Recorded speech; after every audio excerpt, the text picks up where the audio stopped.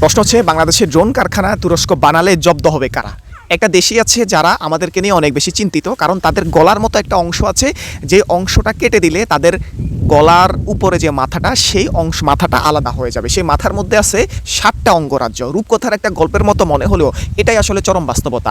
সে কারণে তারা কখনো আমাদেরকে হুমকি দেয় যে আমাদের রংপুর বিভাগ দখল করে নিবে, আমাদের এই করে নিবে, সেই করে নিবে। তবে বাস্তবতা তারা কিন্তু কাজ করে যাচ্ছে। সেই কাজের বিরুদ্ধে আমাদের যে অ্যাকশনটা থাকা দরকার ছিল, সেই অ্যাকশনটা পুরোপুরি আমরা দেখতে পাচ্ছি না। আমাদের দেশের স্বাধীনতা সার্বভৌমত্ব রক্ষা করতে হলে অবশ্যই আমাদেরকে ইনিশিয়েটিভ গ্রহণ করতে হবে। তুরস্ক ন্যাটোভুক্ত একটা দেশ, সেই দেশটা কেন চাইছে বাংলাদেশে ড্রোন কারখানা তৈরি করতে?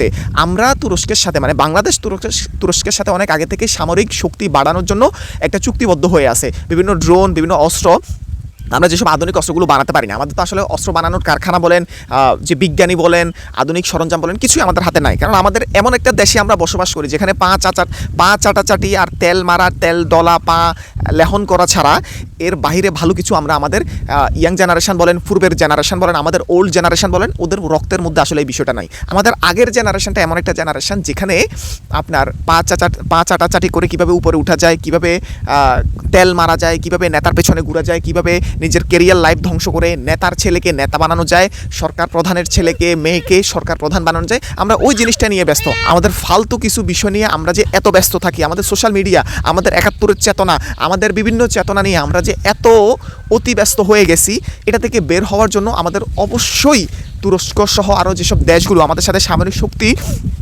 চুক্তি করতে প্রস্তুত, তাদের সাথে আমাদের সম্পর্ক বাড়ানো উচিত।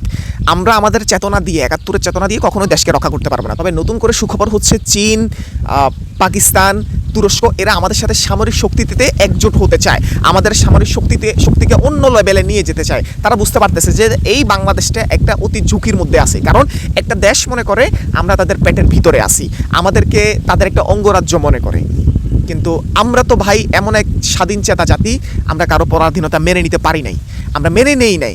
সে কারণে সেই দেশটা, সেই প্রতিবেশীটা আমাদেরকে চাপে রাখার জন্য সবসময় আমাদের বিরুদ্ধে ষড়যন্ত্র করে যায়। কিন্তু এই ষড়যন্ত্র যদি আমাদেরকে রুখে দিতে হয়, তাহলে তুরস্কের সাথে, এবং তুরস্ক যেহেতু নেটোভুক্ত দেশ, অবশ্যই আমেরিকা এই নেটোভুক্ত দেশের বিরুদ্ধে কোনো ব্যবস্থা গ্রহণ করতে পারে না। তাছাড়া আমাদের যেই সিকিউরিটি সিস্টেম বা ডিফেন্স সিস্টেম, আমরা তো কারোর সাথে যুদ্ধ করার জন্য অস্ত্র বানাই না, আমরা আমাদের টিকে থাকার জন্য অস্ত্র বানাবো, বা অস্ত্র চুক্তিতে আমরা একসাথে হই, বা অস্ত্র চুক্তিতে আমরা করতে যাই। কেন? কারণ আমাদের দেশটা এমন একটা জায়গায় বা এমন একটা ভৌগোলিক অবস্থানে অবস্থিত, আমাদের ডিফেন্স করার যে শক্তি, এটা অর্জন করতে হবে। কারণ একটা দখলদার দেশ সবসময় তাদের দুর্বলতার কারণে, তাদের ভৌগোলিক দুর্বলতার কারণে তারা সবসময় চায় যে আমাদের একটা বিভাগ কেটে নিতে, রংপুর বিভাগ কেটে নিতে, চট্টগ্রাম হিল ট্র্যাক্স বিভাগটা, মানে চট্টগ্রাম বিভাগটা তাদের করে নিতে।